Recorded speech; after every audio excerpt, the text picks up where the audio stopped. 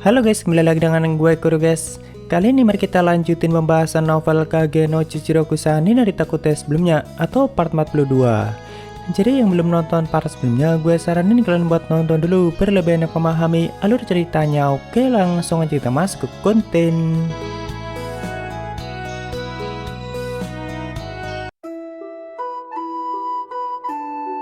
Jadi sebelumnya, Claire dan Alexia yang berhasil menyusup ke perpustakaan dan mendapatkan buku terlarang malah hampir saja tertangkap oleh salah satu bawahan Fenrir yang ternyata adalah kepala perpustakaan akademi selama ini. Untungnya di saat kepala perpustakaan atau kita menyebutnya sebagai Pak Tua membawa mereka berdua pergi, Seru langsung datang ke tempat itu dan tidak butuh waktu lama, dia langsung memberikan tebasan yang cukup dalam dan membuat Pak Tua sama sekarat. Setelah itu, Seru langsung menghilang kembali dan meninggalkan mereka di tempat itu. Tentu Claire dan Alexia yang melihat pertarungan singkat mereka berdua hanya bisa mengungkapkan kekagumannya. Karena tidak hanya tebasan kuat Shadow saja yang membuat mereka kagum, namun keyakinan dan kekuatan dari serangan Pak Tua juga tidak sembarangan. Bahkan Alexia sampai bertanya pada Pak Tua yang sudah sekarat, mungkinkah kau salah satu ksatria sihir yang dulunya cukup terkenal? Namun Pak Tua menjawab, aku hanyalah seorang ksatria tanpa nama. Tentu Alexia tahu dia berbohong, soalnya Alexia sudah melihat sendiri dan menghadapinya langsung, dan jelas Pak Tua bukan orang sembarangan dan bahkan tidak bisa dikatakan biasa saja. Makanya Alexia sampai berpikir kalau mungkin dulunya Pak Tua merupakan ksatria sihir yang cukup terkenal. Apalagi setelah memperhatikannya lebih dekat, Alexia melihat ada bekas luka lama di lengan Pak Tua dan itu bukan bekas luka biasa. Alexia pun menanyakan luka itu badannya. Lalu Pak Tua menjelaskan kalau dulunya lengan itu sudah pernah terputus, cuma sudah disatukan kembali menggunakan teknologi sekte dia bolos. Walaupun tetap saja gerakan dan kekuatannya tidak lagi sama seperti sebelumnya. Alexia yang semakin penasaran pun bertanya apa yang terjadi dan siapa yang memotongnya. Di sini akhirnya Pak Tua memutuskan akan menceritakan semuanya sebelum mengembuskan nafas terakhirnya. Jadi tepatnya sekitar 50 tahun yang lalu, saat Pak Tua masih membela kerajaan Midgard, dia sempat memenangkan festival Busin dan akhirnya setelah itu bergabung dengan pihak Ksatria atau mengabdikan hidupnya untuk kerajaan itu. Sejak saat itu dia terus berusaha mengungkap ketidakadilan dan menangkap banyak penjahat di kerajaan itu. Karena saat itu dia juga dijanjikan karir dan masa depan yang cukup cerah. Namun seiring berjalannya waktu dia semakin menemukan bukti ketidakadilan yang mungkin tidak seharusnya dirinya sentuh. Yaitu menemukan bukti investasi yang diberikan oleh sekte Diabolos di seluruh dunia termasuk pada kerajaan Midgard. Cuma saat itu dia masih belum paham apa itu sekte Diabolos dan sempat mengira mereka juga bagian dari pihak gereja atau agama suci. Nah, tentu Pak Tua berusaha keras untuk mengungkap semua itu dan mulai menyelidiki pihak gereja. Karena memang saat itu dia masih muda dan selalu percaya jika dirinya pasti bisa mengungkap kejahatan itu dan membawa keadilan bagi kerajaan Midgard dan juga pihak gereja yang korup. Dia pun bersama anak buahnya mulai menyelidiki pihak gereja lebih dalam dan berhasil mengumpulkan banyak bukti. Walaupun ternyata tidak semua petinggi gereja itu terlibat dalam kejahatan itu dan hanya mereka yang punya posisi paling tinggi di gereja yang terlibat dengan sekte. Jadi yang ada di bawahnya dan beberapa pengikutnya memang tidak tahu apapun dan murni mengabdikan hidupnya untuk agama itu. Nah, setelah mengetahui hal itu, Pak Tua mulai mengawasi para petinggi yang terlibat dan akhirnya dia berhasil menemukan suatu ruang rahasia di bawah gereja. Dan begitu terkejutnya Pak Tua setelah memasuki ruangan rahasia itu. Karena di ruangan itu ada beberapa sel yang di dalamnya ada anak-anak dengan gejala kerasukan dan bahkan beberapa di antaranya sudah menjadi bahan penelitian yang sangat mengerikan. Tubuh mereka sampai dibiarkan membusuk dan beberapa yang lainnya terus mengerang kesakitan. Namun ternyata Pak Tua memang sengaja dipancing ke ruangan itu dan sengaja dijebak oleh mereka. Karena setelah memasuki ruangan itu, semua pintu keluarnya langsung tertutup dan tentu Pak Tua terjebak di ruangan itu. Bahkan dia sempat pingsan akibat hantaman dari salah satu jebakan di ruangan itu. Lalu setelah sadar kembali dia melihat kalau semua anak buahnya sudah kena bantai dan semua tubuh mereka sudah terpotong-potong menjadi beberapa bagian. Sedangkan di atas tumpukan mayat mereka ada seorang pendekar sihir dan orang itulah yang bernama Fenrir. Begitu Pak Tua hendak menyerangnya, dalam sekejap mata kedua lengannya langsung terpotong oleh tebasan Fenrir yang sangat mengerikan. Ya, bagi Pak Tua itu adalah kekuatan yang sangat luar biasa dan juga dihadapkan dengan kenyataan yang sangat pahit. Karena ternyata hampir tidak mungkin untuk menegakkan keadilan yang selama ini dirinya yakini. Tidak hanya itu, ternyata Fenrir juga sudah menculik istri Pak Tua dan saat itu dia membawanya ke ruangan itu. Karena memang di masa itu Pak Tuo cukup dikenal sebagai kesatria yang kuat.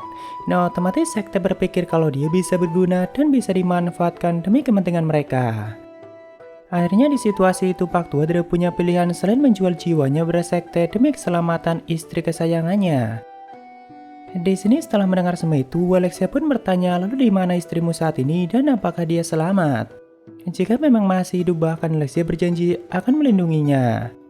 Tapi kata Pak Tua, setelah hari itu istrinya selamat dan akhirnya dia meninggal dengan damai tanpa mengetahui apapun. Dan memang itulah yang diharapkan oleh Pak Tua. Lalu Alexia bertanya lagi, kenapa kau tidak berusaha untuk melawan setelah hari itu? Pak Tua menjawab, karena kehendakku untuk memberontak sudah dihancurkan bersama kedua lenganku di hari itu. Di sini setelah menceritakan semua itu, Pak Tua memberi nasihat pada Alexia untuk selalu hati-hati dan jangan pernah menyerah seperti dirinya. Karena jalan yang akan dilalui Alexia tentunya penuh dengan keputusasaan dan juga perjuangan tanpa akhir. Alexia bilang, sebagai putri kerajaan ini, aku memang harus melakukannya, mau apapun yang terjadi. Mendengar itu, Pak Tua lagi-lagi memuji Alexia yang sudah tumbuh menjadi wanita yang hebat. Sebenarnya di sini di saat menceritakan semua itu, Pak Tua sudah sekarat dan beberapa kali batuk darah. Tapi untuk yang terakhir kalinya, Pak Tua ingin memberitahu tujuan sekte yang sebenarnya sejauh yang dirinya ketahui. Jadi Alexia dan Claire kan sudah tahu kalau tujuan sekte adalah kebangkitan sang iblis Diabolos. Nah, Pak Tua menjelaskan kalau ada dua alasan kenapa mereka berniat membangkitkan Diabolos. Pertama, jelas untuk mendapatkan tetesan Diabolos atau pil keabadian yang hanya diberikan pada 12 round atau para petinggi sekte. Karena memang di masa ini kekuatan yang bisa diekstrak untuk menciptakan tetesan itu sudah sangat berkurang dan mau tidak mau mereka harus membangkitkan sang iblis. Karena jika tidak maka bisa dipastikan sekte akan semakin mengalami keruntuhan dan pada akhirnya akan lenyap. Makanya Pak Tua semua berpikir mungkin bukan sebuah kebetulan kenapa Sadogaden muncul di era ini. Karena mungkin di era inilah kekuasaan sekte yang sudah sangat lama mengendalikan dunia itu pada akhirnya akan lenyap. Dan Sadogadenlah yang akan menghancurkan mereka. Walaupun Pak Tua sendiri masih ragu apakah Sadogaden berpihak pada keadilan atau malah sebaliknya. Jadi maksudnya Pak Tua berpikir ada kemungkinan Sadogaden hanya akan merampas semuanya dari sekte dan menggantikan mereka untuk menguasai dunia itu. Jadi yang gak ada bedanya dan mereka hanya akan menjadi sekte Diabolos berikutnya, cuma versinya aja yang berbeda. Lalu alasan yang kedua adalah untuk mendapatkan kekuatan yang jauh melebihi kekuatan dari para pahlawan. Yaitu dengan menyempurnakan pil merah yang sudah mereka ciptakan selama ini. Jadi ketiga pahlawan kan semuanya adalah wanita, begitu juga dengan semua orang yang mengalami kerasukan. Karena entah bagaimana sel Diabolos itu seperti disesuaikan untuk wanita. Maka dari itu sekte harus menciptakan pil merah demi bisa menggunakan kekuatan Diabolos dan itu pun pilnya masih belum sempurna. Jadi nantinya jika sudah berhasil membangkitkan Diabolos, maka besar kemungkinan mereka akan bisa menyempurnakan pil merah itu. Dan jika mereka berhasil menyempurnakannya, maka bisa dipastikan mereka akan memperoleh kekuatan yang jauh lebih besar dari kekuatan para pahlawan. Di sini setelah menjelaskan semua itu, akhirnya Pak Tua sudah tidak mampu mempertahankan hidupnya dan kata-kata terakhirnya untuk Alexia yaitu kepercayakan masa depan negeri ini pada Anda. Setelah beberapa lama akhirnya para ksatria Midgard mulai berdatangan ke tempat itu dan saat itu Aris juga sedang menyelidiki mayat Pak Tua. Karena sebelumnya di saat Alexia masih mendengarkan cerita Pak Tua, Alexia meminta Claire untuk melaporkan kejadian itu pada pihak ksatria. Di sini Alexia mulai menjelaskan semuanya pada Aris mengenai info yang diberikan oleh Pak Tua sebelum mati, lalu lengan Diabolos yang disegel dan juga menghilangnya para siswa. Tapi sebelum selesai menjelaskan semuanya, Aris langsung menghentikan penjelasan Alexia dan mengatakan, aku sudah lelah dengan semua omong kosongmu. Bahkan dengan tatapan yang serius di sini Aris meyakinkan Alexia kalau tidak ada yang namanya sekte Diabolos. Tentu Alexia yang mendengar itu sangat kecewa dengan kakaknya dan tidak paham kenapa Aris menjadi seperti itu. Padahal dulunya mereka berdua sudah berjanji akan terus menyelidiki sekte Diabolos dan mengungkap semua kejahatan itu bersama-sama. Di sini juga ada satu pria yang mengatakan kami sudah melakukan penyelidikan dan ternyata sekte Diabolos itu tidak benar-benar ada. Pria ini bernama Hoop yang saat ini menjabat sebagai wakil komandan ksatria Crimson-nya Iris atau menggantikan Glenn. Dan sepertinya Iris sudah sangat percaya padanya dan bahkan Iris mengatakan Hoop adalah pria yang sangat bisa diandalkan. Tentu Alexia bertanya apa maksud kalian kalau sekte Diabolos itu tidak ada. Jadi bagi Iris dan Hoop yang sudah melakukan penyelidikannya, sekte Diabolos itu hanyalah karangan yang sengaja diciptakan oleh Sadogaden dengan tujuan untuk melimpahkan semua kejahatan mereka. Jadi mereka sengaja menciptakan organisasi kriminal yang sebenarnya tidak ada untuk menyembunyikan kejahatan mereka sendiri. Tentu Alexia yang mendengar itu bertanya pada Hoop, apakah kau yakin dengan pemikiran yang sangat liar seperti itu? Namun di sini Hoop memberikan banyak dokumen penting yang merupakan bukti kalau Sadogadenlah yang sudah mengarang organisasi bernama Sekte Diabolos. Bahkan di situ ada pengakuan salah satu orang yang pernah dipaksa untuk menjadi pengikut Sekte Diabolos atas arahan dari Sadogaden. Karena keluarga orang itu sampai disandera dan dirinya tidak punya pilihan lain selain menuruti arahan mereka. Lalu ada juga seorang wanita dewasa yang diculik oleh Sadogaden dan dipaksa menyiapkan material untuk Sekte Diabolos. Dan juga masih banyak kesaksian lainnya, namun di sini Alexia yang sudah semakin kesal langsung mengatakan jangan bercanda dengan semua itu. Karena bagi Alexia semua bukti itu sangat mungkin untuk direkayasa dan bagaimana bisa kau percaya hanya berlembaran kertas seperti itu. Namun Hoop malah menanyakan balik apakah menurut Anda semua kesaksian mereka itu palsu dan tentu saja kami juga punya bukti fisik. Alexia yang mulai kesal meminta Iris untuk sadar dan jangan percaya pada orang itu atau Hoop yang dia maksud. Bahkan Alexia sampai memohon untuk segera mengambil tindakan karena tidak lama lagi lengan Diabolos yang disegel di bawah akademi akan segera dilepaskan. Namun Iris tetap kekeh dengan keyakinannya dan tetap memilih untuk percaya pada Hoop. Bahkan saat itu Iris mulai mengabaikan Alexia dan mulai pergi meninggalkannya. Lalu di saat Alexia mengulurkan tangannya untuk menghentikannya, seketika Iris langsung menampar tangan Alexia untuk menyingkirkannya. Setelah itu sambil berjalan meninggalkannya, Iris mengatakan musuhku adalah Sadogaden dan jika kau berani menghalangiku, aku juga tidak akan segan pada adikku sendiri. Diikuti oleh Hoop yang juga mengatakan beberapa hal dengan cukup sopan. Walaupun Alexia bisa melihat kalau ada rasa kepuasan di wajah Hoop setelah melakukan hal itu. Ya intinya di sini Iris semakin keras kepala dan malahan saat ini dia tidak lagi percaya dengan adanya Sekte Diabolos. Karena dia lebih percaya pada Hoop yang sudah melakukan penyelidikannya dan juga mengumpulkan banyak bukti kalau sekte cuma organisasi palsu yang diciptakan oleh Sadogaden untuk melimpahkan semua kejahatan mereka. Jadi ya Iris mengklaim kerajaan Midgard saat ini akan menjadi musuh utama Sadogaden dan akan menyingkirkan siapapun yang berani mendukung Sadogaden ataupun melindunginya. Saat itu Marco juga bersama mereka dan tentu dia cuma diam tanpa bisa melakukan apapun. Namun dia sempat minta maaf pada Alexia lalu pergi bersama Iris dan juga Hoop. Setelah mereka pergi, Alexia yang sudah cukup lemas dan tidak tahu apa yang harus dirinya lakukan cuma bisa terdiam dan buku terlarang pun sampai jatuh dari tangannya. Lalu di tempat lain yang sepertinya di runtuhan tempat lengan Diabolos disegel, saat itu di dalam kabut Zeta sedang berjalan dengan sangat ceria dan bahkan dia sambil bernyanyi. Sedangkan di belakangnya ada satu wanita yang menggunakan jubah hitam dan sebenarnya wanita ini adalah Nina Senpai. Walaupun sebenarnya di sini masih belum disebutkan namanya. Nina pun bertanya Zeta sama sepertinya suasana hati Anda sedang baik. Tapi Zeta malah menghentikan nyanyiannya dan mengatakan padahal lagi bagus-bagusnya. Cuma bukan berarti pertanyaan Nina yang merusak suasana itu. Tapi saat itu mulai ada beberapa roh yang muncul dan dengan senjata seperti cakramnya Zeta langsung membantai mereka semua. Lalu Zeta pun bertanya di mana Victoria dan Nina pun menjawab dia sedang menyusun rencana. Nina juga mengatakan ada laporan dari Nona Victoria yaitu mengenai tindakan Shadow sebelumnya yang sudah membunuh salah satu anggota sekte atau Paktua dan menyelamatkan Claire dan juga Alexia. Cuma di sini Nina menyebutnya hanya Claire saja, tidak pakai Claire sama. Karena ya mungkin udah kebiasaan dan mereka sudah menjadi sahabat cukup lama. Tapi Zeta yang mendengar itu langsung menegurnya dan bahkan senjata cakranya hampir saja memotong kepala Nina. Tapi setelah itu Zeta mengatakan seperti yang diharapkan dari tuanku dan dengan itu Fenrir akan semakin terpojok.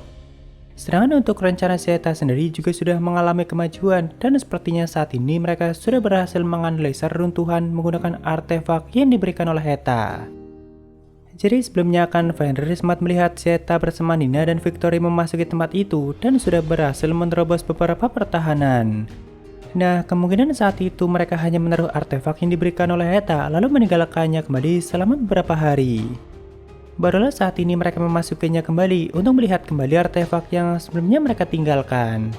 Dan ternyata artefaknya sudah berhasil mendeteksi semua aliran mana yang dialirkan ke tempat itu. Nah, dengan itu mereka juga menemukan 4 siswa yang mananya sedang digunakan untuk membuka segel. Cuma entah kenapa Zeta sengaja membiarkan itu dan sama sekali tidak berniat menolong mereka. Namun dalam waktu sesingkat itu, Zeta mulai memahami cara kerja runtuhan dan bagaimana runtuhan itu menyegel lengan Diabolos.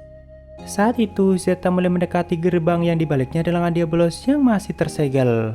Lalu Zeta mulai mengalirkan banyak sihirnya dan juga mengatakan, "Kurasa aku akan memberikan penghormatanku padanya sebagai kenang-kenangan."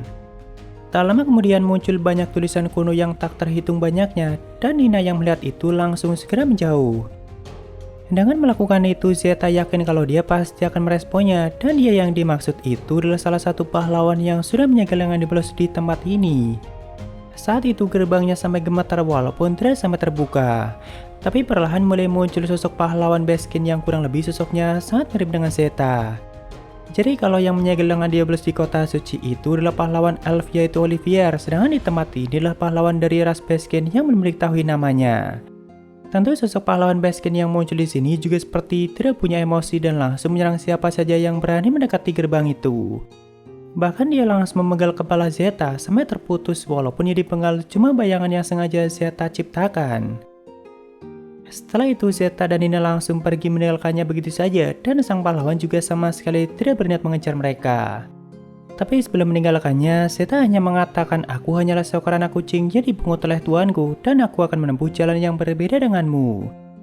Saat itu sembari berjalan meninggalkannya, Zeta bertanya pada Nina, "Apakah kau masih ingat hari di mana aku bertemu dengan Shadow sama?" Nina pun menjawab, "Tentu saja, dan aku tidak mungkin untuk melupakannya." Zeta juga mengatakan, "Aku juga tidak akan pernah melupakan hari itu. Karena aku hanyalah seekor anak kucing yang saat itu dipungut oleh tuanku." Dan entah kenapa di sini Zeta mengatakannya dengan penuh tekad yang sangat kuat. Oh ya, Nina juga sempat bertanya, "Bukankah Anda belum sempat menandainya?" Tapi Zeta mengatakan tandainya lain kali saja. Lagian kita sudah mencapai tujuan untuk saat ini dan tinggal mengintai dari balik bayangan. Lalu di keesokan harinya seperti biasa, dibagi itu Cid sedang berangkat ke akademi. Dari sudut pandang Cid, kepala perpustakaan itu hanyalah orang mesum yang berani melampiaskan hasratnya. Sebelum Cid datang menolong Claire dan Alexia, kan mereka berdua dalam posisi yang sudah hampir pingsan dan berniat diikat oleh Pak Tua. Apalagi tempatnya di koridor yang sangat gelap. Nah, Cid langsung berpikir kalau tujuan Pak Tua itu berniat menculik mereka berdua untuk melampiaskan hasratnya. Bahkan Cid yakin kalau para siswa yang menghilang selama ini juga ulahnya Pak Tua dan tentu tujuannya sama, yaitu untuk melampiaskan nafsu bejatnya. Bagi Cid, dia punya selera yang sangat buruk walaupun dia berani mengambil pilihan dalam hidupnya dan itu perlu diakui. Jadi maksudnya bagi Cid, setiap orang itu punya hobi dan kegilaannya masing-masing. Tinggal bagaimana mereka menyalurkannya dan apakah mereka berani mengambil pilihan itu. Pak Tua dan Cid adalah dua orang yang berani mengambil pilihan itu dan tetap berjalan pada tujuan mereka sekalipun hal itu ditentang oleh semua orang dan mengorbankan segalanya. Jadi tujuan Pak Tua adalah kemusuhan, sedangkan Cid adalah sang penguasa bayangan. Namun bagi Cid, sang penguasa bayangan yang berhasil menangkap basah pelaku penculikan yang ternyata merupakan orang mesum itu sama sekali tidak keren. Walaupun ya kenyataannya memang seperti itu dan mau bagaimana lagi. Kurang lebih seperti itulah yang dipikirkan oleh Cid di bagi itu. Saat itu dia melihat para kesatria yang sudah berkumpul di akademi dan tentu mereka sedang menyelidiki kejadian semalam. Namun Cid juga melihat Claire yang sedang berjalan di samping mereka dengan wajah yang sangat murung. Biasanya sih Cid langsung melarikan diri untuk menghindari kakaknya. Cuma kali ini dia tetap berjalan sambil pura-pura tidak melihatnya. Tentu Claire langsung menangkapnya dan Cid langsung pura-pura untuk menyapanya. Tapi Claire bilang, "Aku sedang tertekan dan sebagai adik yang baik kau harus mengatakan beberapa hal padaku." Di sini Cid pun berusaha untuk menanyakan beberapa hal supaya kelihatan seperti adik yang penuh perhatian pada kakaknya yang baik hati dan paling cantik. Seperti misalnya menanyakan apakah kakak sedang tidak enak badan dan apakah terjadi sesuatu padamu. Ya, intinya Cid dipaksa untuk menghibur dan memberikan perhatian pada Claire yang sedang tertekan. Setelah itu Cid diajak ke sebuah ruangan yang sangat mewah dan Claire akan mulai menceritakan semuanya. Walaupun dia sebenarnya lebih ke arah dipaksa dan kebetulan di hari itu akademi diliburkan kembali, tapi kita lanjutkan di part selanjutnya guys. Oke, waktunya sabar ya. Ada dari Jill Valentine. Min, coba baca ini sambil niruin suara Shadow. I am Atomic. Gak bisa gue cuy, yang ada malah jadi kelihatan cringe. Dan masih dari orang yang sama. Anjir Min, itu episode 20 Shadow Garden Iris di bawah habis-habisan cok. WK. Ya emang seperti itu, dan gue udah bahas di breakdown sebelumnya, thank you Jill. Lalu dari Fari Kimochi, semangat bang. Oke, makasih Fari, dan semangat juga buat kalian. Lalu dari Ace9 curiga ntar Iris buta mata terus join kultus dan nanti Alexia yang hantiin tapi Irisnya mati. Terus dia join Shadow Garden buat revenge kultus tapi kultusnya cowok semua. Kayaknya Alexia akan tetap menjadi karakter yang gak bakalan join ke Shadow Garden sih. Jadi para pembaca tetap bisa melihat dari sudut pandang orang luar yang selalu berusaha mengejar Shadow dan itu adalah Alexia. Tapi yang gak tahu nanti kedepannya seperti apa. Thank you Ace9. Dan ada dari Yosep38, mantap, makasih background musiknya langsung dipakai. Basic pertama kali gue mampir ke channel ini. Ya ini gue pakai lagi sih, karena sebelumnya lagi keasikan pakai background yang biasanya. Thank you Yosep. Lalu dari Clown of Iris Midgard, cuy, gimana reaksi Akane kalau Shadow itu pahlawan dia? Ya mungkin bakalan sangat terkejut dan tentunya semakin cinta pada Cheat. Dan masih dari orang yang sama, lanjutan sebelumnya. Terus apa ada kemungkinan Akane jadi numbers di masa depan setelah jadi bahan eksperimen Eta? Kalau itu sangat mungkin sih, dan mungkin malahan Akane bisa mendapatkan posisi yang spesial di Shadow Garden. Soalnya pengetahuan Akane tentang bumi tentu sangat berguna bagi Eta, dan bisa aja mereka malah menciptakan portal baru yang bisa digunakan kapan saja. Soalnya tujuan Akane akan menyelamatkan bumi, dan situasi bumi saat ini masih belum jelas bagaimana kabarnya. Thank you bro. Ya itu semua dari Sabaria, makasih yang udah donasi. Dan mungkin segitu aja untuk pembahasan kali ini. Dan jika ada kesalahan gue minta maaf atau kalian bisa koreksi aja di bawah. Thank you udah mampir, sampai ketemu di video lainnya. Salam kru guys.